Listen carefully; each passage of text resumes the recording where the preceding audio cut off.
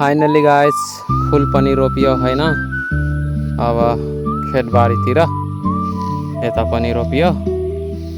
यो के भन्छन् गेंदा फुला दीपावलीको लागि। अब गाउँ मात्रै कति सुन्दर बनाउने, घर मात्रै कति सुन्दर बनाउने हैन, अलिक खेतबारीलाई पनि सुन्दर बनाइदियो भन्ने हो हैन। अनि यो फुल चाहिँ फुल छ तर काम लाग्ने बेला चोरेर लगिदिन्छ। अब खेतमा छ तारा छैन हेर्न भन्दैन, अब चोरे लगे पनि आफ्नो काम चाहिँ रोप्ने हो। अब लगलान् बचाए बचाउलान् हैन, त्यस्तै हो। फुल रोपियो गाइस, हजुरहरू पनि रोप्नु होला। तर यो फुल खेततिर रोप्यो भने किरा पनि लाग्दैनन् भन्छन्। अब कतिको सत्यता छ त्यो त थाहा छैन, तर हाम्रो यहाँ प्रत्येक साल रोपिन्छ।